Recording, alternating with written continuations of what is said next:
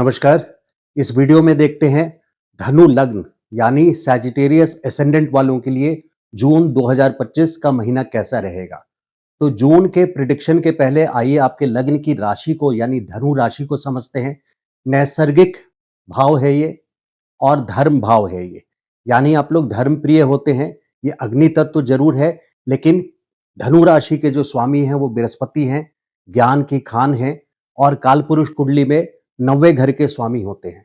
तो यहाँ से चारों वेद को देखा जाता है, धर्म को देखा जाता है। कालपुरुष कुंडली में 90वें घर के स्वामी बृहस्पति हैं कालपुरुष कुंडली में। तो यहाँ पे धनु लग्न आपके लग्न की राशि है, वो धर्म धार्मिक यानी आप लोग वैल्यूज को, अपने सिद्धांत को, पॉलिसीज को ज्यादा वेटेज देते हैं। और यहाँ आपके लग्नेश उच्च के होते हैं अष्टम स्थान पे, यानी गूढ़ विद्या, बहुत इन डेप्थ नॉलेज रखने वाले आप लोग होते हैं। हिडन नॉलेज जो होता है, जैसे सिद्धि तंत्र, धनु लग्न वाले बहुत को देखा है मैंने, जातक जो इस लाइन में है, सिद्धि तंत्र में लाइन में है, या फिर वो ऐसे लाइन में है जो धर्म प्रिय होता है और उनको नॉलेज बहुत अच्छी होती है, यानी ज्ञान बहुत अच्छा होता है। लेकिन वहीं देखिए वहां क्या है कि आपके लग्नेश दूसरे भाव में, जो कि लाभ स्थान है, जिससे कैश फ्लो देखते हैं, सेविंग्स अकाउंट देखते हैं, वहां पे नीच के हो जाते हैं। जैसे 8वें घर में विद्या बहुत देते हैं, क्योंकि 8वें घर में हिडन सीक्रेट नॉलेज की बात कर रहा हूं। तो 8वें घर में आपके लग्नेश उच्च के होते हैं और दूसरे भाव में यहाँ पे नीच के होते हैं। यानी आप लोग अपने वैल्यूज के सामने, सिद्धांत से कभी कॉम्प्रोमाइज नहीं करते और जो भी वैल्यूज लेके चलते हैं आप पैसे के लिए उसको नहीं छोड़ सकते। पैसे की अहमियत, आपका लग्नेश सेकंड हाउस में नीच का है, जिसकी वजह से पैसे की अहमियत को आप कभी कॉम्प्रोमाइज नहीं करते धार्मिक या अपने वैल्यूज के सामने। तो ये आपकी बनावट है। अगर फिजिकल बॉडी की बात करें तो ललाट काफी चौड़ा होता है, प्रोमिनेंट होता है फोरहेड। ललाट मतलब जो कपार है आपका, कपार मीन्स फोरहेड की बात कर रहा हूं यहाँ पे। तो फोरहेड काफी प्रोमिनेंट होता है, काफी स्ट्रांग बिल्ट होती है फिजिकली आप लोगों की। थोड़ा सा पेट भी निकला होता है और दांत भी चौड़े होते हैं। तो धनु लग्न का फिजिकल ट्रेट ये है। अगर युति या दृष्टि आपके जन्म कुंडली में लग्न पे किसी ग्रह की नहीं पड़ रही है, तो किसी कोई ग्रह विराजमान है लग्न में तो फिर असर बदलता चला जाएगा। और अगर कोई लग्न में कोई ग्रह नहीं है लग्न की राशि में, तो फिर जो मैंने फिजिकल फीचर्स बताए या फिर आपकी जो प्लेसमेंट है गुरु की, उससे भी थोड़ा बहुत नहीं बहुत कुछ ऑल्टर होता है, लेकिन यानी बदलता है। लेकिन लग्न की राशि ये रहने की वजह से आप पे ये प्रभाव पूरी तरह से रहेगा।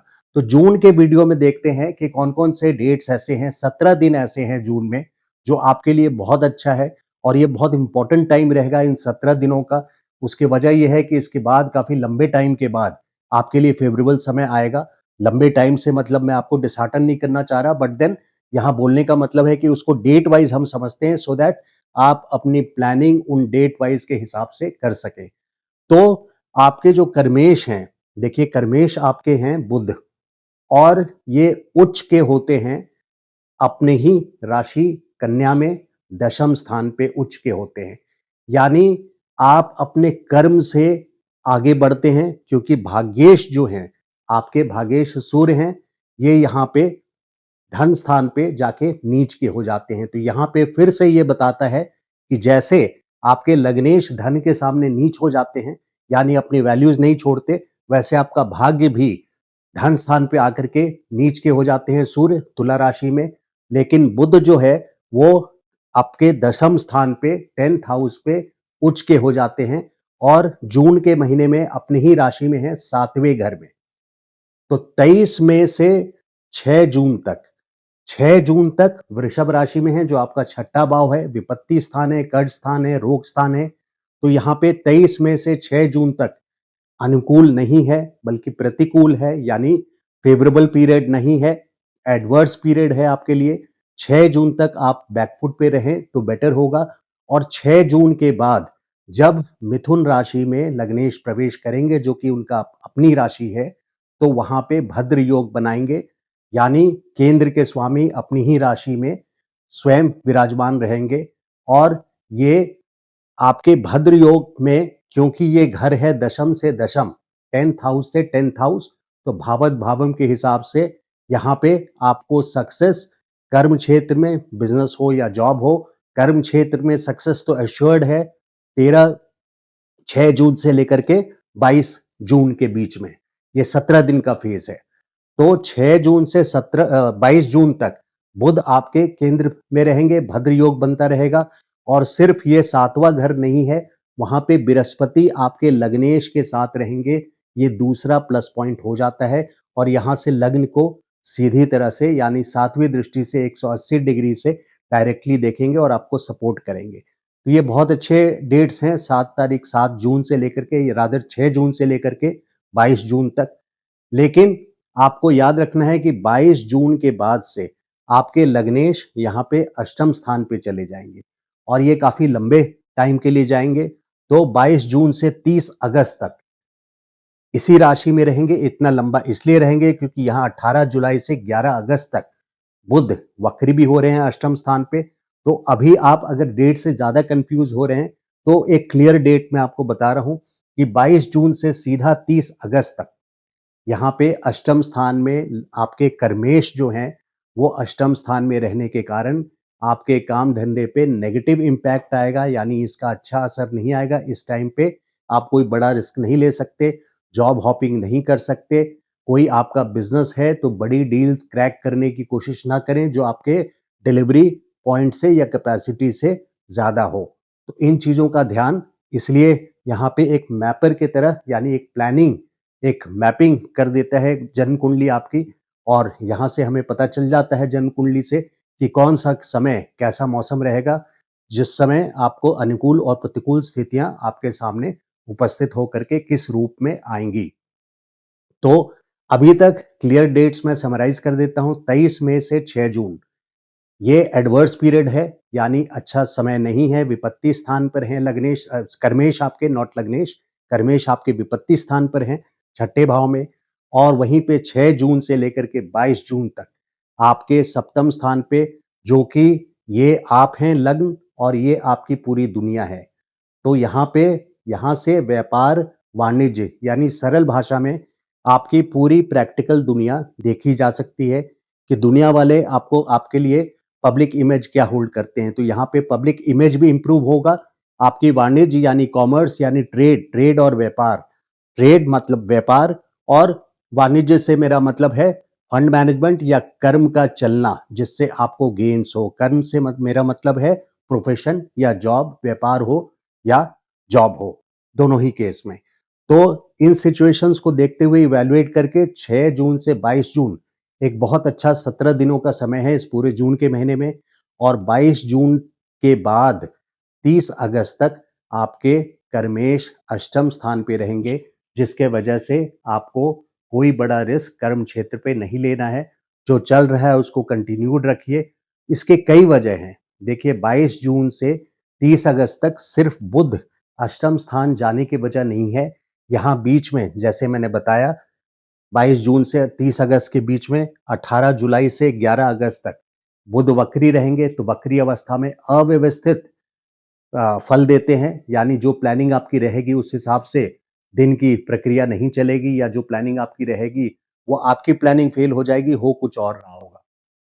इसके अलावा बृहस्पति जो आपके लग्नेश हैं वो आर्द्रा नक्षत्र में होंगे 13 जून से लेकर के 14 अगस्त तक। ये एक बहुत इंपॉर्टेंट पॉइंट है जिसको आप अवॉइड या अंडर एस्टिमेट नहीं कर सकते, नजरअंदाज नहीं कर सकते। 13 जून से 14 अगस्त में खास करके आपको सावधानी बरतनी चाहिए। उसकी वजह है कि बृहस्पति जब आर्द्रा नक्षत्र में रहेंगे तो आर्द्रा के जो ग्रह हैं, स्वामी हैं, वो हैं राहु, और जो देव हैं वो हैं रुद्र का रूप। तो रुद्र के रूप यानी आंधी तूफान, गुस्से वाला रूप। तो यहाँ पे कोई मिस हैपनिंग, आंधी तूफान जैसी सिचुएशन, स्कैंडल जैसी सिचुएशन बन सकती है इन 2 महीनों में, 13 जून से 14 अगस्त के बीच में। और ये भी जो मैंने यहाँ डेट लिखा है 22 जून से 30 अगस्त, इसी बीच में पड़ रहा है। 13 जून से ये स्टार्ट हो रहा है, तो 13 जून से 14 अगस्त तक यहाँ पे जरा सा संभल करके आपको रहने की जरूरत है, क्योंकि लग्नेश आपके आर्द्रा नक्षत्र में है। तो हर एक पॉइंट में आपको डिटेल डेट वाइज समझा रहा हूं। सो दैट आपको क्लैरिटी हो। फिर 30 अगस्त से लेकर के 30 अगस्त से 24 अक्टूबर तक यहाँ पे आपके कर्मेश आपके भाग्य स्थान पे, दशम स्थान पे और 11वें स्थान से गोचर करेंगे। तो 30 अगस्त से 24 अक्टूबर तक आपका समय फेवरेबल रहेगा। इस टाइम पे और स्ट्रांग रहेगा, क्योंकि इस बीच में जब दशम घर में जाएंगे, कर्म स्थान पे जाएंगे, 30 अगस्त से 24 अक्टूबर के बीच में दशम स्थान पे जाएंगे प्रोफेशन के हाउस में, तो वहाँ पे उच्च के होंगे कर्मेश, और वो बहुत बेनिफिक यानी बहुत स्ट्रॉन्ग रिजल्ट्स और बड़ी पॉजिटिव चीज़ें आपकी लाइफ में करा सकते हैं। क्योंकि जो बैकग्राउंड है, वो बड़े ग्रहों में से जो आपके लग्नेश हैं, वो आपके फेवरेबल सिचुएशन में यानी अच्छी पोजीशन पे 7वें घर में बैठ करके अपने ही राशि को, आपके लग्न को देख रहे हैं। 7वें घर से 7वें घर में पूरे 1 साल हैं बृहस्पति, 14 मई से लेकर के 2025 के 30 मई लास्ट तक 2026 के।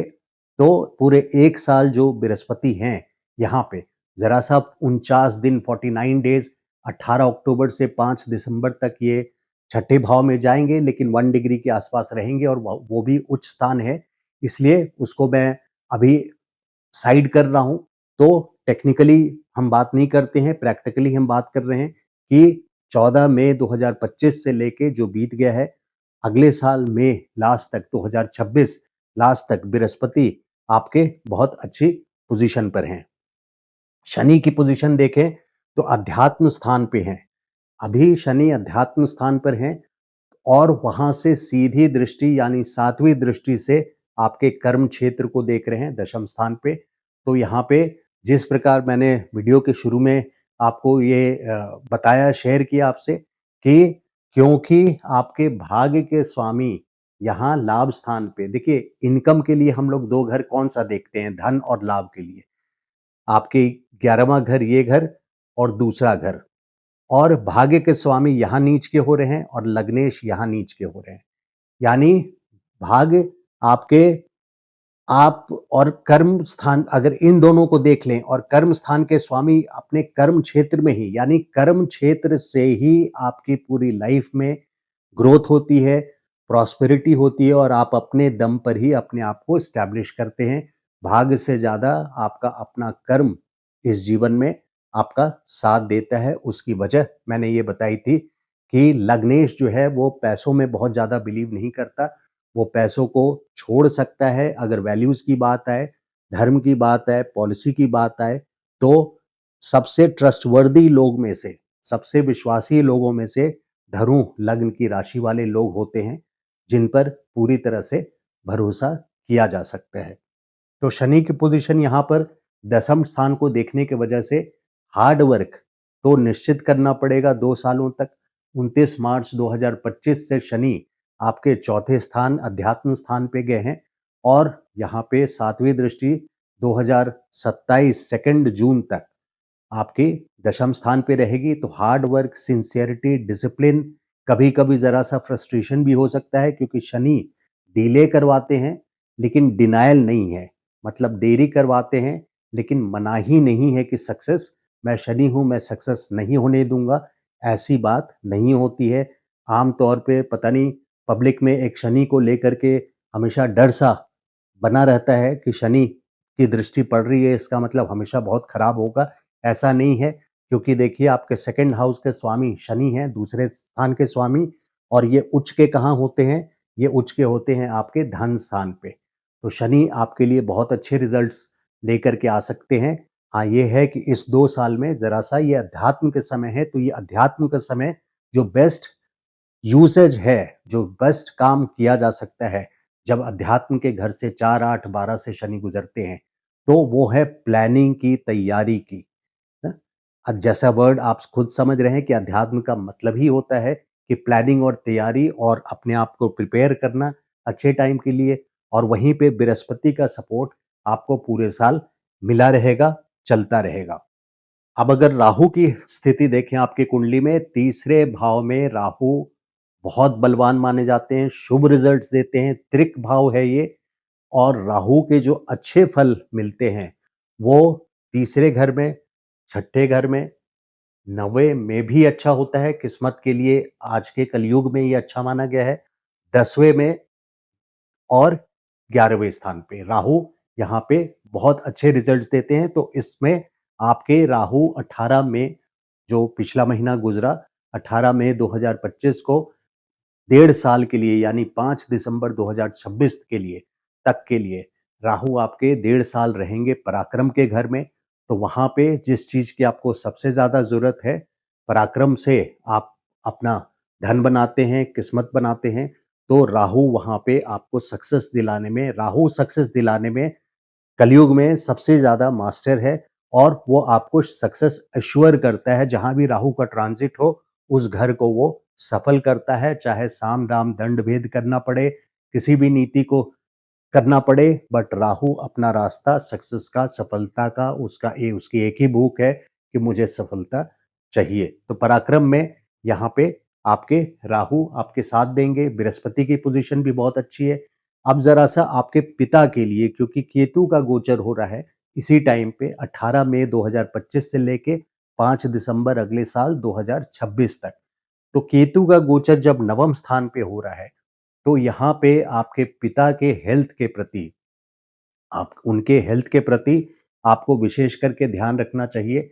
अगर किसी के जन्म कुंडली में अगर मान लीजिए यहाँ पे सूर्य है या शनि है, कोई भी ऐसे इंपॉर्टेंट ग्रह हैं, अगर सूर्य, मैंने एग्जाम्पल इसलिए दिया क्योंकि पिता की बात कर रहा हूं, तो सूर्य अगर जन्म कुंडली में बेशक अपनी राशि में है, अच्छी पोजीशन पर है, लेकिन चूंकि केतु का गोचर सूर्य के ऊपर से होगा और जब होने वाला होगा उसके 2-3 महीने पहले से ही आपको बहुत सावधानी रखनी चाहिए अपने पिता के लिए। तो उनके पिता के लिए अगर कोई ऐसा जातक है, तो उनके पिता के लिए खास करके चिंताजनक सिचुएशन ले करके आएगा, एक डेंजरस पोजीशन बन जाती है, क्योंकि केतु अपने आप में ही बिना किसी ग्रह के भी, ऐसा नहीं है कि किसी के ग्रह नहीं है और केतु का गोचर हो रहा है तो उस पर असर नहीं आएगा, लेकिन जिसके ग्रह हैं नवम स्थान पे, उनके घर में नवम स्थान पे केतु का गोचर हो रहा है, तो उनके लिए और ज्यादा ज्यादा केयरफुल रहने का, सावधानी रखने का, अपने पिता के प्रति ध्यान रखने की ये यहाँ पे जरूरत है। तो केतु का असर भी हमने देख लिया। और गवर्नमेंट से रिलेटेड कोई काम करना हो तो ये ध्यान रखिए, क्योंकि गवर्नमेंट से रिलेटेड आपके भागेश भी हैं सूर्य।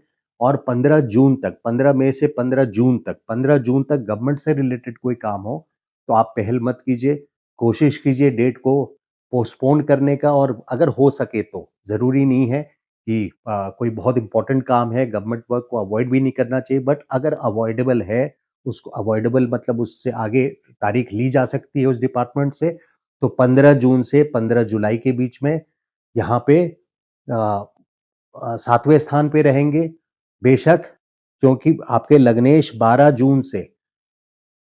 जून से अस्त हो जाएंगे 9 जुलाई तक, लेकिन सूर्य का वहां रहना सप्तम स्थान पे आपके भाग्येश हैं, वहां पे आपके लिए लाभकारी रहेगा। तो ये था वीडियो धनी लग्न वालों का, सैजिटेरियस एसेंडेंट वालों का, जून 2025 का महीना। अगर आपको वीडियो अच्छा लगा हो तो लाइक कीजिए, और चैनल को अभी तक सब्सक्राइब नहीं किया है तो subscribe to my channel. Thank you so much. नमस्कार।